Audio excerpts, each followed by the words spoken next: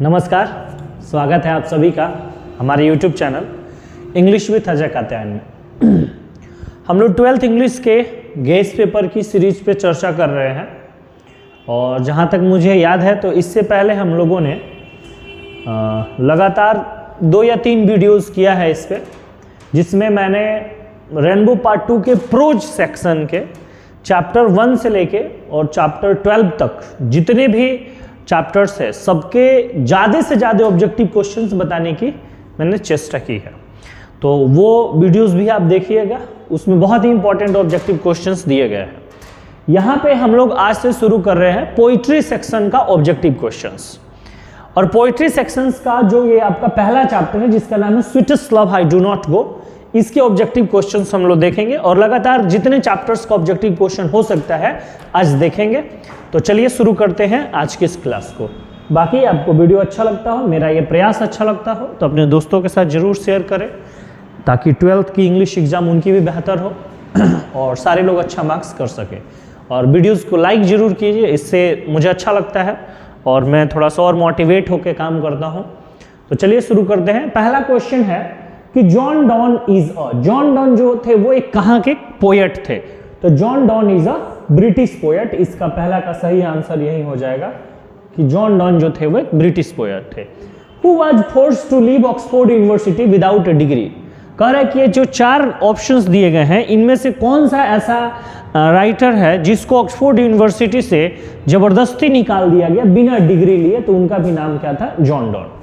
Sweetest love I do not गो किसके द्वारा लिखा गया है? तो उनका भी नाम क्या था? John don. ठीक है, तो 3 क्वेश्चन हमने देखा पहले स्लाइड में। आप इसका चाहेंगे तो स्क्रीनशॉट भी ले सकते हैं, फिर हम लोग आगे बढ़ेंगे जल्दी जल्दी ताकि ज्यादा क्वेश्चन को कम समय में देखा जा सके। चौथा क्वेश्चन एक बार रीड कर लेते हैं हम लोग। Who is well known for his songs? Who is well known for his song and sonnets and satires and elegies and summons? तो कौन ऐसे पोएट है जो जाने जाते हैं अपने सॉन्ग के लिए, अपने सोनेट्स के लिए? तो उनका भी नाम क्या था? John Donne. Blanks has been described as a metaphysical poet. Metaphysical poet के नाम से किसे जाना जाता है? तो इसका भी नाम क्या होगा? John Donne. John Donne thinks that, John Donne का क्या मानना था कि क्या निश्चित है? तो डेथ, मृत्यु जो है वो निश्चित है। John Donne wants to go away because he is not tired of his beloved. Whose tears are like rain? किसके जो टीयर्स थे, आंसू थे, वो रेन की तरह है? तो his wives. Who will make quicker journey than the sun? सूरज से भी तेज यात्रा कौन कर सकता है? तो वो थे John Donne. The poet in sweetest love I do not go is not his beloved, tired of। ये हो जाएगा 10 का A। चलो आगे बढ़ेंगे यहां से नेक्स्ट क्वेश्चन पे। 10 के बाद नेक्स्ट क्वेश्चन है 11 नंबर क्वेश्चन है। John Donne had seen the sun setting yesternight. O the line O how feeble is man's power is from किस कविता की लाइन है? Sweetest love I do not go. The line nor in the hope the world can show a fitter love for me किस कविता की line है? Sweetest love I do not go. My life's blood doth decay किस कविता की line है? Sweetest love I do not go. John Donne was born in, John Donne का जन्म कहां हुआ था? लंदन में। ठीक है, John Donne was born in, John Donne का जन्म कब हुआ था? 1572 में। John Donne studied law, John Donne ने लॉ पढ़ा एंड रीड, और उसने क्या पढ़ा था? थियोलॉजी, है ना, थियोलॉजी की पढ़ाई की थी। तो ये 17 नंबर पहला चैप्टर है पोइट्री सेक्शन का। आगे बढ़ेंगे 18 number. They who keep one another alive can never be parted, be parted यहां पे भर देंगे। John Donne feels that a man is very hopeless. तो इस तरह से पहला जो चैप्टर है उसमें हम लोगों ने 19 ऑब्जेक्टिव क्वेश्चन किया पोएट्री सेक्शन का, और इसे आप देख सकते हैं। चलिए अब आगे बढ़ेंगे और सेकंड चैप्टर की ओर हम मूव करने वाले हैं, जिस चैप्टर का नाम है song of myself.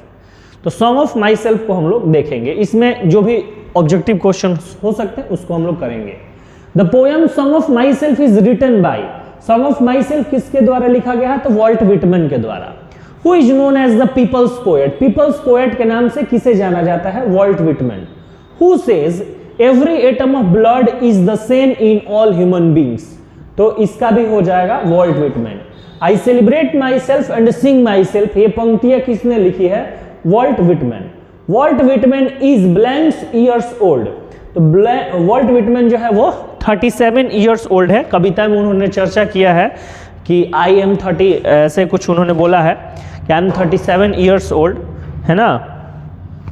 And उसके बाद उन्होंने कहा है कि I now 37 years old in perfect health, है ना। तो 37 है। चलो आगे बढ़ेंगे और 5 नंबर के बाद 6 नंबर क्वेश्चंस की ओर देखते हैं हम लोग। तो ये 6 नंबर क्वेश्चन है।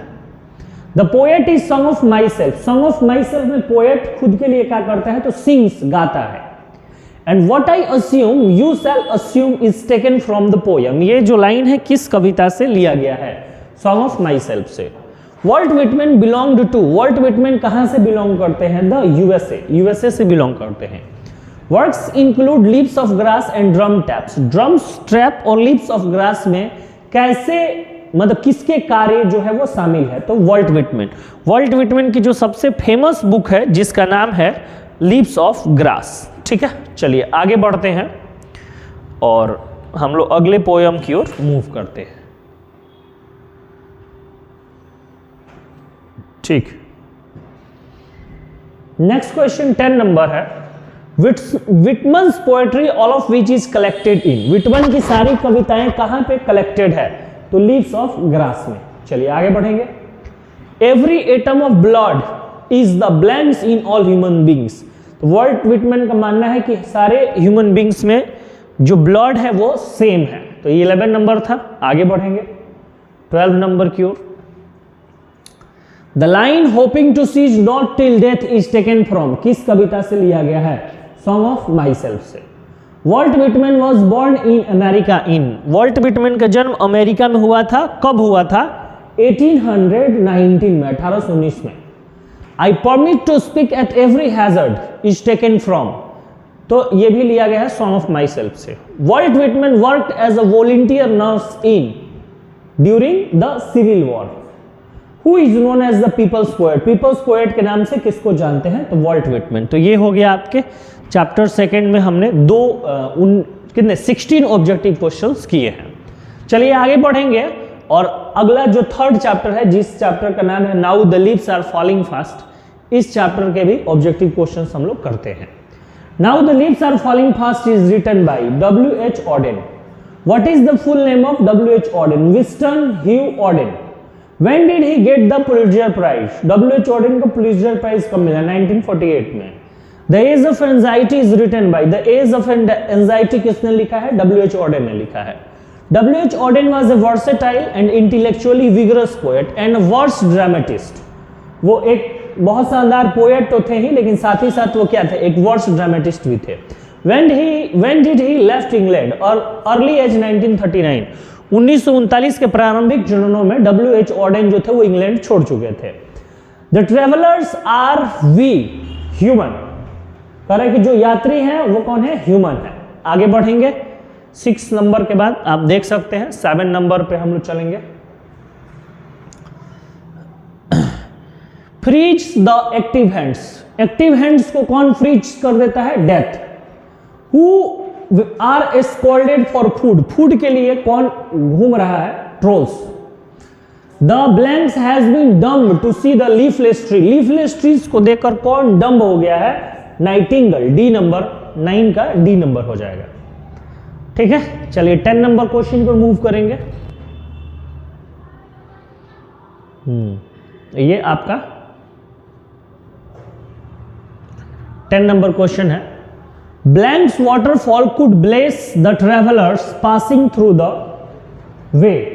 तो व्हाइट वाटरफॉल यहां पर सही हो जाएगा। The leaves are falling fast, ये तो आपके चैप्टर का नाम ही है। Blanks rolling on proofs that life goes on despite mortality. The prams nurses to the grave are gone, है ना। ये किस कविता की लाइन है? Now the leaves are falling fast. Now the leaves are falling fast talks about the frustration of human life. Human life के frustration, निराशाओं के बारे में ये कविता बात करती है। तो ये था आपका 3rd चैप्टर जिसका नाम था now the leaves are falling fast. चलिए आगे बढ़ेंगे और हम लोग अगले चैप्टर की ओर मूव करेंगे जिस चैप्टर का नाम क्या है, ऑड टू ऑटम। ठीक है, तो ऑड टू ऑटम को हम एक बार करेंगे, थोड़ा सा एक बार देखते हैं, फिर से शुरू कर लेते हैं। ऑड टू ऑटम को हम लोग शुरू करेंगे।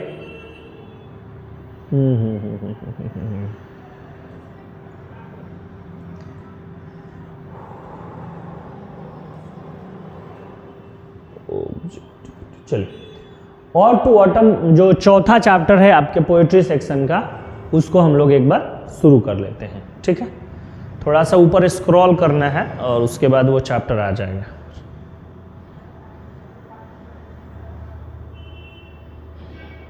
ये द आर्टिस्ट हो गया, द अर्थ हो गया, और उसके बाद चलिए ये जॉन डॉन कर लिए, सॉन्ग ऑफ माई सेल्फ कर लिए, now the leaves are falling fast कर लिए, और अगला जो चैप्टर है उसका नाम है ode to autumn. Ode to autumn जो चैप्टर है ये आपके रेनबो पार्ट 2 का 4th चैप्टर है, जिसके लेखक जो है उनका नाम है जॉन किट्स। ठीक है, चलिए शुरू करते हैं। पहला क्वेश्चन है कि ode to autumn is written by, ode to autumn को किसके द्वारा लिखा गया? ऑड टू ऑटम को किसके द्वारा लिखा गया? तो पहला क्वेश्चन ही है कि John Keats, ode to autumn के राइटर थे वो जॉन किट्स थे। ठीक है, ऑफिस में जाके जितना जल रहा है सीसीटीवी कैमरा वगैरह बंद कर दिए। दूसरा क्वेश्चन है was a great lover of nature, nature के सबसे बड़े लवर कौन थे? तो उनका नाम था John Keats. Keats is a blank poet, अब किट्स कैसे कवि थे? तो किट्स को हम लोग रोमांटिक, देखिए यहाँ पे तो गजब हो गया है कि ऑप्शन ही नहीं दिया है ना, तो हम लोग यहाँ पर मेटाफिजिकल पोएट के जगह पे अपना एक नया ऑप्शन बना लेते हैं, रोमांटिक पोएट, है ना। तो जॉन किट्स एक रोमांटिक पोएट थे, ठीक है ना, क्योंकि मेटाफिजिकल पोएट तो जॉन डॉन है, पीपल्स पोएट जो है वो वॉल्ट विटमैन है, वॉर पोएट जो है उनका नाम रूपर्ट ब्रूक है, आगे पढ़ेंगे, और चिल्ड्रन पोएट जो है वो वॉल्टर डेला मेयर है। तो ये रोमांटिक पोएट किट्स है। Ode to autumn is an, ode to autumn एक प्रकार का क्या है? ओड है। John Keats belonged to, John Keats कहां से बिलोंग करते हैं? ब्रिटेन से। Who says a thing of beauty is joy forever is written by, यह किसके द्वारा लिखा गया है? तो जॉन किट्स के द्वारा। अगला ये क्वेश्चन बड़ा ही इंपॉर्टेंट है, इसको मैंने देखा है कई बार ये क्वेश्चन पूछा है कि लैमिया एंड हाइपीरियन ये पुस्तक का नाम है, किसके द्वारा लिखा गया है? तो ये जॉन किट्स के द्वारा लिखा गया। बड़ा ही इंपॉर्टेंट क्वेश्चन है, लगभग हमको तो लगता है कि हर एक साल ये क्वेश्चन एक दे ही देता है एग्जाम में, तो इसको बड़ा ही ध्यान से देखना, ऑब्जेक्टिव में ये पूछ सकता है। चलिए कुछ और नए ऑब्जेक्टिव देखते हैं। When did he die?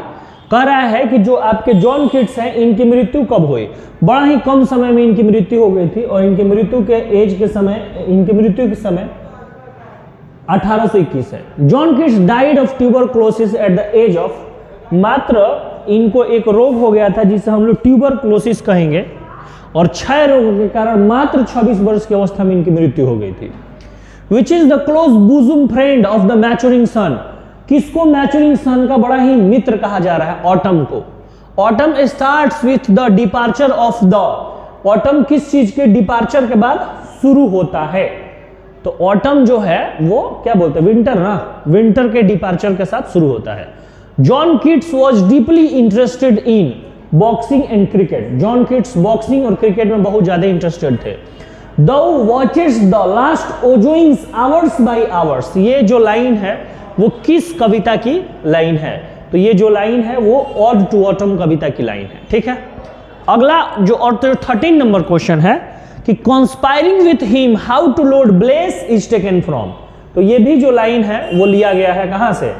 ये भी लिया गया है ऑड टू ऑटम से। चलिए अगला जो 14 नंबर क्वेश्चन है उसको देख लेते हैं, फिर थोड़ा सा मैं इसको स्क्रॉल करके ऊपर करता हूं, फिर आगे देखते हैं कि ode to autumn is an ode and gathering swallows twitter in the skies from, ये भी लाइन किस कविता की है? ऑड टू ऑटम की। Who sits carelessly on the granary floor in ode to autumn, तो इसमें किसकी बात की गई? वुमेन। अगला क्वेश्चन है 17 नंबर, उसके लिए मुझे थोड़ा सा स्क्रीन को ऊपर ले जाना होगा, और ये रहा आपका 17 number. The band with Apple the most cottage tree, ये भी लाइन जो है वो ऑड टू ऑटम की है। Autumn is a season of mellow fruitfulness, फलों का मौसम है autumn. Where are the songs of spring, ये लाइन किस कविता की लाइन है? तो टू ऑटम। अच्छा, ऑड टू ऑटम जो कविता है उसी को टू ऑटम भी आप कह सकते हैं। और sinking as the light wind lives और डाइज इज फ्रॉम, ये भी ऑड टू ऑटम की है। मैंने बहुत सारे ऐसे क्वेश्चंस इसमें दिए हैं। Who are depicted as the friends in the first two lines of the poem Ode to Autumn? Ode to Autumn के पहले दो लाइन में किसको दोस्त की तरह दिखाया गया? सन एंड ऑटम, क्योंकि कहा जाता है कि ऑटम जो है मैच्योरिंग सन, सन जैसे जैसे मैच्योर्ड होते जाता है वैसे वैसे ऑटम जो है वो बढ़ते जाता है। चलिए आगे बढ़ेंगे और नेक्स्ट जो चैप्टर है 5 चैप्टर पोएट्री सेक्शन का रेनबो पार्ट 2 का, जिसका नाम है एन एपिटाफ, उसको हम लोग देखते हैं। An epitaph, an epitaph is written by, an epitaph किसके द्वारा लिखा गया है? वॉल्टर डे ला मेयर के द्वारा। Walter de la Mare knew of, Walter de la Mare किसको जानते थे? जो मर गई है लेडी थी। Who has written a number of poems for children, बच्चों के लिए किसने बहुत सारी कविताएं लिखी? Walter de la Mare. Blanks is an inscription on a tomb in the memory of the dead, किसी मृतक के याद में उसके टूम पर क्या लिखा जाता है उसको क्या कहते हैं? तो उसी को एपिटाफ कहा जाता है। Here lies the most beautiful lady, यह किस कविता की लाइन है? तो ये एन एपिटाफ की लाइन है। Who was light of a step and heart, who was light of a step and heart, तो an a beautiful lady, beautiful lady जो थी वो light of a step and heart थी। चलो आगे बढ़ेंगे और 7 नंबर क्वेश्चन की ओर मूव करेंगे कि 7 नंबर क्वेश्चन आपका है, ये रहा। The poet thinks that beauty is not everything. इस एन एपिटाफ चैप्टर में जो हमारा पोएट है उसका मानना है कि सारी चीजें ब्यूटी ही नहीं है। The poet feels that after his death nobody will remember her. Poet ये मानता है कि वो खूबसूरत तो है लेकिन वो मर जाएगी तो उसे कौन याद रखेगा। Walter de la Mare lost his father at the age of 4, है ना? If I am right, then मैंने पढ़ा है कि वॉल्टर डे ला मेयर जो थे वो बड़े ही बचपन में, मतलब कि लगभग उनकी अवस्था कितनी थी? 4 बरस की अवस्था में ही वो अपने पिता को खो चुके थे, at the age of 4। Queen Elizabeth two honoured him with the order of merit, Queen Elizabeth ने उनको ऑर्डर ऑफ मेरिट कब दिया? तो 1952 में। The line beautiful lady was from, ये जो ब्यूटीफुल लेडी की बात की जा रही है कहां से थी? वेस्ट से थी। बट ब्यूटी वेनिसेस ब्यूटी पासेस, ये किस कविता की लाइन है? तो ब्यूटी वेनिसेस ब्यूटी पासेस जो है वो एन एपिटाफ कविता की लाइन है। For which the poet expresses his sad feelings, lady, lady के लिए जो पोएट है वो अपनी भावनाओं को दर्शाता है। चलिए आगे बढ़ते हैं नेक्स्ट क्वेश्चन की ओर। 14 नंबर क्वेश्चन है, बड़ा ज्यादा क्वेश्चन है इसमें, छोटा सा पोयम है, बहुत छोटा सा पोयम है। 14 नंबर क्वेश्चन पढ़ लेते एक बार, फिर उसके ऑप्शंस पे चलेंगे। What according to the poet are the 2 qualities of beauty? Poet के अनुसार ब्यूटी की 2 क्वालिटीज क्या है? ठीक है, तो चलिए इसके ऑप्शंस देखते हैं। पोएट के अनुसार ब्यूटीज के 2 क्वालिटीज क्या है? पहला ऑप्शन है फेयरनेस एंड गुड हैबिट, दूसरा ऑप्शन है simplicity and goodness, short lived and rare, none of this. तो ये सी नंबर जो ऑप्शन है short lived and rare, beauty बहुत कम समय के लिए होती है एंड रेयर कभी कभार देखने को मिलती है। The word crumbles mean, crumbles का मतलब होता है death. Walter de la Mare makes us aware of the, ये बड़ा ही शानदार क्वेश्चन एक बार पूछ दिया था कि यहां पे वॉल्टर डे ला मेयर नहीं लिखा था, बस लिखा था poet. Poet makes us aware of the inhuman condition of modern life, ये डी नंबर ऑप्शन हो जाएगा। In which poem does the poet express his sad feelings for a beautiful lady, किस कविता में पोएट जो है बड़ा ही sad feeling express करता है खूबसूरत महिला के लिए? एन एपिटाफ में। In Walter de la Mare songs there is a note of, Walter de la Mare के सॉन्ग में किस चीज का भाव रहता है? मेलनकली, एक उदासीनता झलकती है उनकी कविताओं में। और एन एपिटाफ, ये एक बार क्वेश्चन ऊपर भी हम लोग कर लिए हैं 19 नंबर। 20 नंबर क्वेश्चन पे चलते हैं। 20 number question, however rare and rare it be is from, यह लाइन किस कविता की लाइन है? तो एन एपिटाफ की। Light of step and heart was she is from, ये भी किस कविता की लाइन है? एन एपिटाफ की। The lady who is died lies in the grave, जो औरत मरी है वो कहाँ लेटी है? ग्रेव में। तो ये था आपका 5 चैप्टर जो हमने कर लिया। टोटल हमको पोएट्री सेक्शन में कितने चैप्टर करने हैं? 10 चैप्टर करने हैं, ठीक है। तो जो अगला वीडियोस आएगा आपका ऑब्जेक्टिव का, उसमें हम लोग 5 चैप्टर का और ऑब्जेक्टिव कर लेंगे, एक ही साथ करेंगे तो फिर वीडियो बहुत लंबा हो जाएगा और आप मतलब देख भी नहीं पाएंगे। तो फिर अगले जो वीडियो में मतलब नेक्स्ट डे जो हम अपलोड करेंगे उसमें 5 और चैप्टर्स की ऑब्जेक्टिव कर लेंगे। तो इस तरह से जो रेनबो पार्ट 2 का सारा चैप्टर है उसका ऑब्जेक्टिव मैं आपको करवा दूंगा। उसके बाद जो ग्रामर आने वाला है उस ग्रामर को भी हम देखेंगे कि ग्रामर में जो वॉइस है, नरेशन है, प्रेपोजिशंस है, उसके ऑब्जेक्टिव्स कैसे किए जा सकते हैं। उसके अलावे जो अगली चीज है और सबसे महत्वपूर्ण चीज है वो ये है कि हम लोग क्या करेंगे, हम लोग इसको थोड़ा बंद कर देते हैं। उसके बाद हम लोग क्या करेंगे कि सब्जेक्टिव क्वेश्चंस जो होता है उस पर भी हम लोग चर्चा करेंगे। और अंत में मैं आपको बताऊंगा कि आपकी अंग्रेजी की पेपर कैसे आएगी और उस पेपर में आपको कैसे उसका एग्जाम देना है। तो पूरा एक साथ आपको मिलेगा। बाकी आपको अच्छा लगा हो तो चैनल को सब्सक्राइब कीजिए, वीडियोस को लाइक कीजिए, दोस्तों के साथ शेयर कीजिए। चलिए, बहुत बहुत धन्यवाद। Thank you so much, thank you so much. अपना बहुत ख्याल रखिए। Thank you. सेव कर दीजिए, सेव आता है करने।